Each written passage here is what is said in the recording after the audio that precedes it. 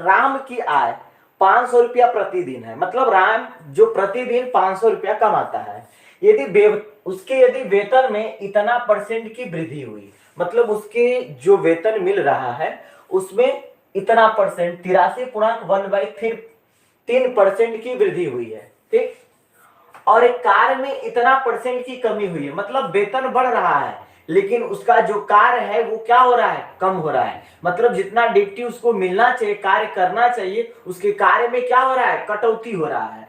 तो उसकी आय पर क्या प्रभाव पड़ेगा भाई? जाहिर सी बात है कि राम एक मतलब कि कोई अगर मजदूर है या अगर वो पर डे काम करेगा तो जितना दिन काम करेगा उसका वेतन और ज्यादा होगा। अगर 30 दिन का मंथ है, मान लो उसे 10 दिन ही काम मिला तो उसका वेतन तो बढ़ा दिया, वेतन में क्या किया, उतना परसेंट बढ़ा दिया। जहां वो 30 दिन काम करता था बंदा, अब वो कितने काम कर रहा है, 10 दिन ही काम कर रहा है।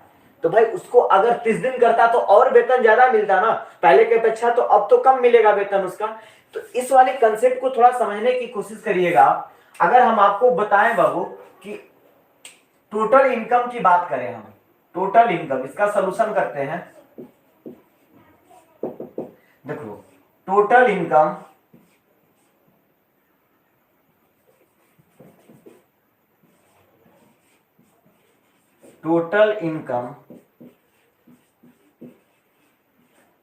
इनकम बराबर क्या होगा, अब बताओ।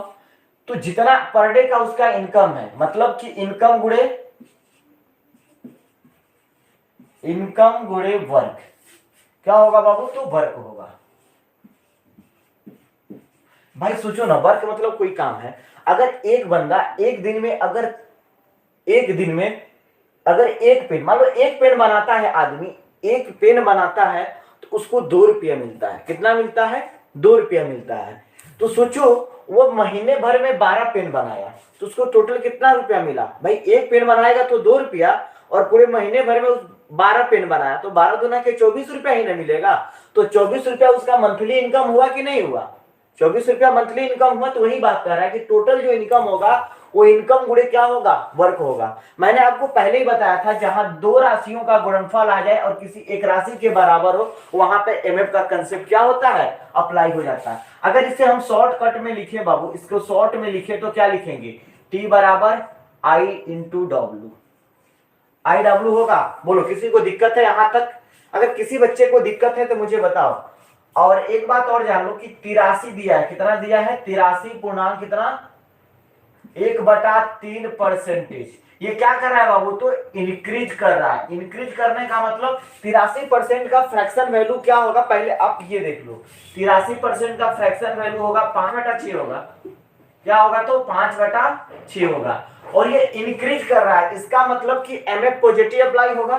तो यहाँ पे क्या होगा बाबू, एमएफ, और ये किसका है, यदि वेतन में 83% की वृद्धि हुई, मतलब उसके इनकम में वृद्धि हुआ है, मतलब एमएफआई का है, ये आई का रेशियो दिया था।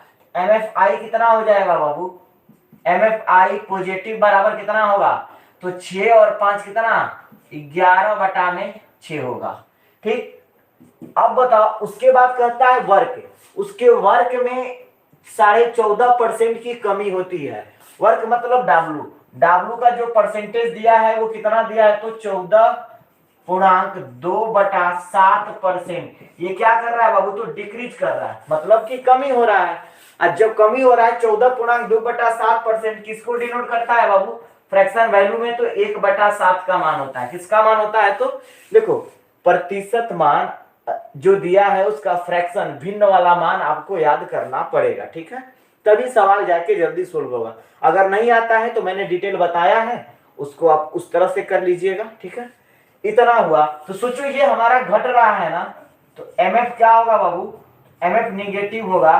तो एमएफ निगेटिव को क्या लिखेंगे हम, डब्ल्यू था, वर्क था, तो 7 था, 1 कम हुआ तो कितना हो गया, 6/7 हो गया।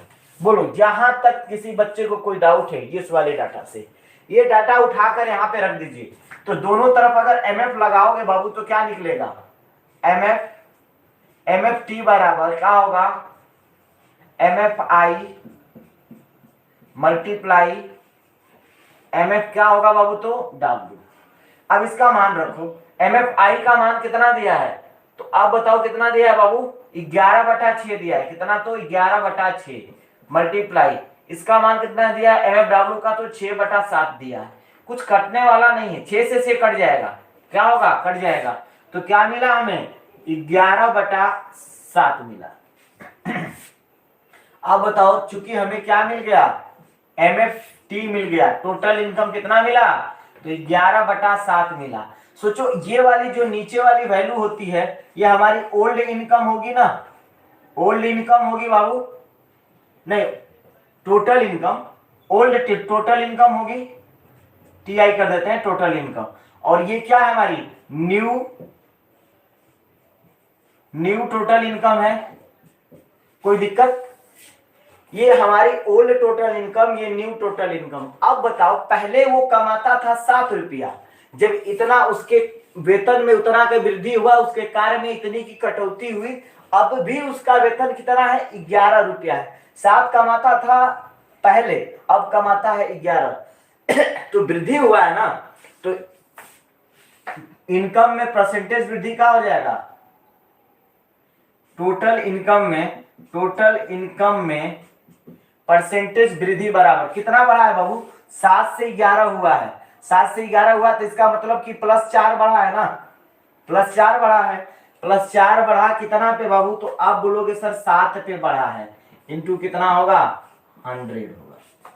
कोई दिक्कत। आप देखो, आपको ये सामने है डाटा, अगर ध्यान से देखो तो 1/7 किसको रिप्रेजेंट करता है, 14.2/7 को। वहां से देख लो, डायरेक्ट परसेंटेज लिख दोगे भाई। 1/7 किसको रिप्रेजेंट करता है, 1/7 14.2/7 को। इसको 4 गुणे 1/7 तो लिख ही सकते थे ना, परसेंटेज वैल्यू थे। तो हाँ, तो उसको भी हम लिख देंगे परसेंटेज। क्या करेंगे, अब बताओ 1/7 है, 1/7 यहाँ पे है, और 4 से गुणा करो, 14 चौके कितना होगा, 56, 4/7।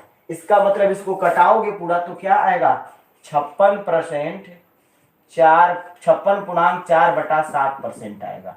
आप इसे नोट कर लीजिए, 56 अच्छा 4 दुना के 1 मिनट, 4 दुना के 8 होगा ना, 8 एक बढ़ जाएगा, 57 होगा। क्या होगा, तो 57.1/7%। तो हम आपको बताए थे, क्योंकि इसको क्या लिख सकते हो, थोड़ा समझना, 4/7 था ना, इस 100 को भी गोली मारो, 100 से मतलब 4/7 हमारा भिन्न में है, इसको हमको किस में बदलना है, तो परसेंटेज में। तो सोचो 4 गुणे 1/7 लिख सकते हैं, और 1/7 का मान ही तो हमारा कितना है, 14.2/7 है। तो अब बताओ इसको क्या लिख सकते हैं, 4 गुणे 14.2/7 परसेंटेज। हमने बोला था 4 का इसके साथ भी गुणा करना, ऊपर वाले के साथ। 14 चौके कितना होगा, 56, 4 दुना के कितना हुआ, 8, 8/7। नीचे वाला से बड़ा है, एक बार में जाएगा, तो भागफल 7 एकम 7, एक इसमें जुड़ जाएगा, तो कितना हो जाएगा, 57। रिमाइंडर कितना बचा, 1/7%। तो वही हो गया 57.1/7%।